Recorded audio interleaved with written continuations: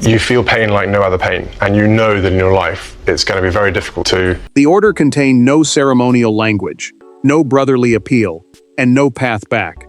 In a locked room inside Windsor, Prince William lowered his pen and signed the instruction that would remove Prince Harry's name from every internal royal property record permanently. Residences, guest privileges, historic associations, and private access arrangements were struck at once. It was not merely an administrative decision. It was the moment one brother formally erased the other from the physical world of the monarchy. Before we go deeper into what this really means for the royal family, make sure to subscribe so you don't miss a single update. William kept his hand pressed against the folder after the ink had dried. The confidential order, a private command circulated among senior palace officials, reached beyond a single residence. It directed staff to remove Harry from accommodation registers, security access files, ceremonial apartment lists, estate permissions, emergency lodging plans, and every database used to manage royal property. The prince read his brother's name once more before closing the cover. Grief held him there longer than anger could. Charles received the copy minutes later. The king opened it in silence, read the first paragraph, and removed his glasses. An equerry, a senior royal aide responsible for supporting the monarch's duties, waited nearby without moving. Charles set the pages down but said nothing. He understood why the decision mattered. These records controlled who could enter, stay, or claim a connection to places at the heart of royal life. He also understood what their removal would tell his younger son. The order moved quickly, because delay carried danger. William feared that Harry might challenge the decision, force another negotiation, or turn a private administrative battle into a public family crisis. Only estate directors, constitutional advisors, and security officers knew the full scope of the command. Before dawn, each office would begin deleting active privileges while preserving only sealed historical archives. No welcoming list would remain. No dormant room allocation would survive. No old family custom could be used as automatic permission. One clause carried the deepest wound. Reconciliation alone would not restore anything. Even if the brothers spoke again, even if Charles brought both sons into the same room, Harry could return to a royal residence only through a new authorization from the reigning sovereign, the monarch legally occupying the throne at that time. William had not removed blood, memory, or childhood. He had removed every official doorway through which his brother might one day come home. Yet the full cruelty of the signature could not be understood until the private losses of both brothers, and the father trapped between them, were brought into the light. For William, the royal estates represent duty, continuity, and a burden inherited from generations before him. For Harry, those same walls contain childhood laughter, private grief, and the fading presence of a mother both brothers lost too soon. The order therefore reaches far beyond buildings. It cuts into memory itself. One brother believes he is defending the monarchy's future. The other is about to discover that even his past has been placed beyond his reach. William carried that burden into the next meeting without showing anger. Before entering, the prince straightened his jacket, closed his eyes, and chose duty over family. Royal estates, the residences and lands held for the monarchy's official use, could no longer offer privilege without service, trust, and loyalty to the crown. To him, every exception weakened the structure he would inherit. Harry understood those places differently. Windsor held echoes of childhood. Balmoral carried memories of summers, while Sandringham and Kensington Palace remained tied to family rituals and Diana. The Duke of Sussex, the title granted to him at marriage, did not see them as assets on a ledger. He saw proof that he had once belonged. Removing his name felt less like regulation and more like an attempt to redraw his identity. Charles felt the conflict split him in two. The king stood near a window with the signed directive in his hand, while Camilla watched him struggle for words. She did not interrupt. At last, the monarch said that a father remembers rooms differently from a sovereign. He understood William's argument, yet he knew that every deleted entry would look like another rejection of his younger son. Harry received the first warning through a terse message from his legal representative. He read it twice, then asked whether all royal properties truly meant every residence. Meghan heard the answer and immediately understood the symbolic danger. She told him the order was not only controlling where he could stay, it was changing how the monarchy recorded whether he had ever belonged there at all. William believed Harry had continued using royal connections while refusing the obligations attached to them. Harry believed family came before administration and could not be cancelled by a file. Their conflict had become a battle between two meanings of home, one protected through duty, the other preserved through blood. Then the final detail arrived. Historical residential associations might also be amended. Harry's face changed as he realized that places connected to Diana could disappear from his official record. The order had been signed in one morning, but its true beginning lay in a disastrous encounter that turned years of pain into a point of no return forever. Every family rupture has one moment that later appears inevitable.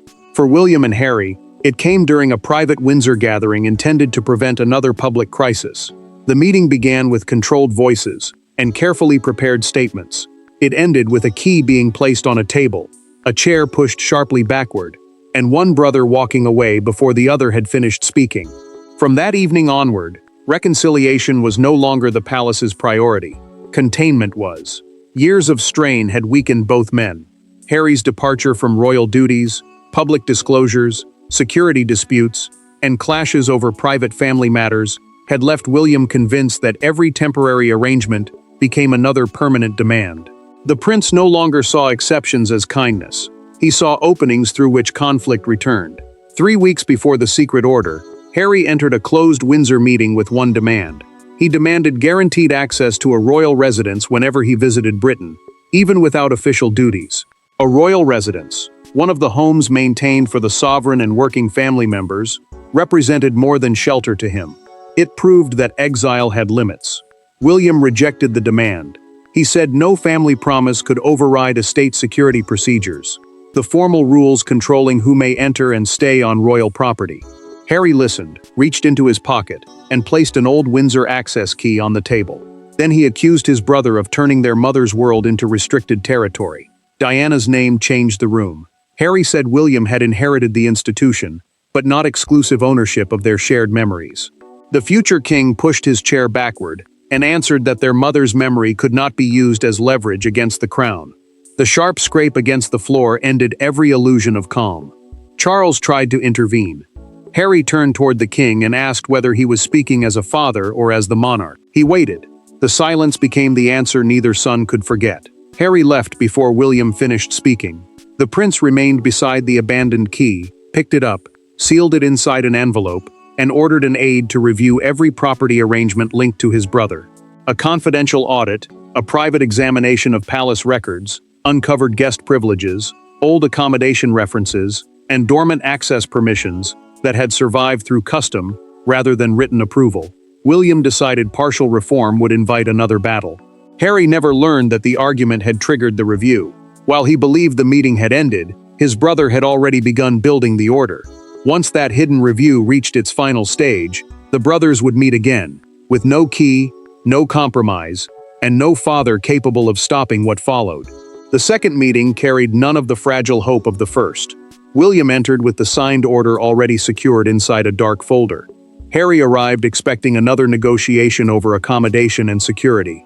Within minutes, he understood that there would be no negotiation at all. The older brother was not proposing limits. He was announcing erasure. When the folder crossed the table, Harry did not open it immediately. He stared at William and realized the decision had been made long before either man entered the room. Charles remained outside the private sitting room, hoping absence might succeed where authority had failed. The king knew his presence could turn a family argument into a royal command. Inside, William placed the order between them and explained that every property privilege had ended. A formal invitation, meaning permission issued for a specific visit, would now be required each time Harry returned. Harry opened the folder and found the operative clause, the paragraph carrying the order's legal effect. He read it twice, then asked whether his brother understood the difference between controlling property and removing someone from his own family. William answered that the palace could not preserve privileges for a man who had repeatedly rejected the duties attached to them. His voice stayed calm. That calm made every word cut deeper. Harry stood and pushed the pages back. "You are not protecting the monarchy. You are closing every door before I can reach it." William's control cracked. He said those doors had remained open for years, yet every opening became another demand, another disclosure, or another battle between private loyalty and public duty. The past entered the room. Harry asked whether Balmoral, Windsor, and Kensington, now belonged to William alone. The prince replied that they belonged to the crown, the institution headed by the sovereign, and neither brother had the right to use them as personal weapons. Harry then spoke Diana's name. He asked whether their mother would have approved. William looked away before saying she would have wanted both sons to protect what remained of the family. Neither man believed the answer had settled anything. The deepest blow came next. William confirmed that the decision would remain permanent unless a future sovereign issued a new order. Harry understood at once. His brother had written the command to survive Charles's reign and shape the monarchy William expected to inherit. Harry closed the folder slowly. Anger drained into devastation. He left without slamming the door, shutting it gently behind him as though accepting that the palace had already placed him outside. But one question remained. Had William acted alone, or had the monarchy placed the weapon in his hand? A royal signature carries emotional force, but it survives only when authority stands behind it. William's order was not born from anger alone. Lawyers examined it. Security officers strengthened it. Estate administrators identified every hidden reference that had allowed Harry's name to remain inside the palace system. Yet the decisive power still belonged to one man. King Charles now faced an unbearable choice: weaken the future king's command, or permit one son to formally remove the other. Charles received the final version in his private study, and immediately understood that the conflict had moved beyond brotherly anger. William held influence because he was the heir, the next person in line to the throne, and because the king had delegated him authority over parts of royal estate planning. That authority gave the prince power, but only the monarch's approval could make the order survive beyond this family crisis and bind every royal household. Palace lawyers had narrowed every sentence. They shaped the directive so it controlled property administration without claiming to alter Harry's birth, family bond, or constitutional status. Security officials supported the change because old privileges created uncertainty. They insisted each future visit must become a separate event with fresh permission, clear protection, and no inherited access. Charles tightened his grip when he reached the clause declaring that historic association created no present right of entry. Camilla watched him from across the room. The Queen Consort urged him to consider what overruling William would expose: division at the center of the monarchy, weakness in the air, and another opening for private conflict to become public crisis. The king asked whether one symbolic residence could remain connected to Harry. A legal secretary explained that a single exception would undermine the entire command. Charles then crossed to a cabinet of family photographs and paused beside an image of both sons as boys. He touched the frame, but could not lift it. One hidden provision offered limited mercy: archived residential references, meaning old records preserved for history rather than current use, would remain untouched. Harry's past would survive, but it would grant him no standing in the present. William refused affectionate language inside the order. The future king believed emotion would create uncertainty and make the document appear dishonest. Charles finally initialed the authority page, not with relief, but because the crown required one chain of command. The king then asked to be left alone. When the door closed, he whispered Harry's childhood nickname. The sovereign had approved what the father could not bear. With royal authority secured, the order moved from paper into action, and names began disappearing before the family could absorb what had been done. The removal began while most of Britain slept. Estate databases were updated. Guest instructions were withdrawn. Security references were replaced with mandatory clearance notices. In offices where royal history was normally preserved with reverence, Harry's name became an administrative problem to be deleted before sunrise. Yet the true impact was not measured in computer entries. It was measured in the expression on his face when a planned visit was suddenly rejected under the authority of his own brother. Before dawn, teams at Windsor, Buckingham Palace, Sandringham, Balmoral, and Kensington Palace received synchronized instructions. Each office had to remove Harry from active residential and access records before normal business began.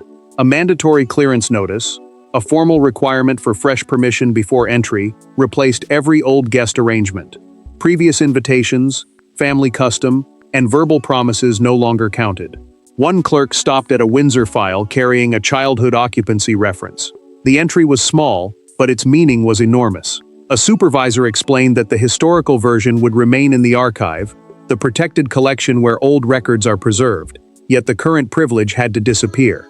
The clerk hesitated, then completed the change. Harry met the new reality hours later. His office requested rooms for an upcoming London visit and received a blunt refusal. No accommodation could be considered without a new invitation. He read the message in silence, placed his phone on the table, and walked away from Meghan without speaking. Meghan followed him. She found him staring ahead, stunned less by the lost room than by the system behind it. Harry admitted he had expected punishment, but not complete institutional exclusion. She answered with anger and fierce resolve. Every return, she warned, could now be presented as a favor instead of a family right. Charles received confirmation that implementation was complete. The king asked whether Harry had been told personally and looked disturbed when informed that operational letters had reached legal representatives first. William received a different briefing. No estate had resisted. The prince felt no victory, only a hollow stillness. His command had succeeded, but the success felt like another loss. Efficiency had made the rupture real. Then one file stopped the process. Officials discovered a handwritten entry linked to Diana's former Kensington arrangements, listing both sons inside a private legacy ledger. It carried no legal force, but deleting it would strike at memory itself. William refused immediate removal. He ordered the original ledger brought to him, revealing that even he had found a line between control and desecration. That surviving line beneath Diana's name forced him to confront what the order had become, and drew him toward a private encounter no advisor could control. The ledger was older than the conflict and more powerful than the order. Beneath a reference to Diana's Kensington residence, two names had been written together in faded ink: William and Harry. No title divided them. No security classification separated them. They were simply her sons. For the first time since signing the directive, William confronted a record that did not belong to the crown's future, but to their mother's past. Deleting it would complete the order. Preserving it would admit that something remained beyond his authority. William ordered the ledger brought to him and dismissed the estate officials without discussion. The prince sat alone with the page open before him. A ledger, the official book used to preserve property records, normally reduced lives to dates, rooms, and permissions. This entry did something different. It held two brothers together before duty, distance, and bitterness had divided them. Sadness replaced resolve. William moved one finger near the faded names without touching the ink. He remembered a time when neither boy understood succession, the formal order deciding who would inherit the throne, or imagined that one would remain while the other walked away. For several minutes, he made no decision. Charles arrived after William's request.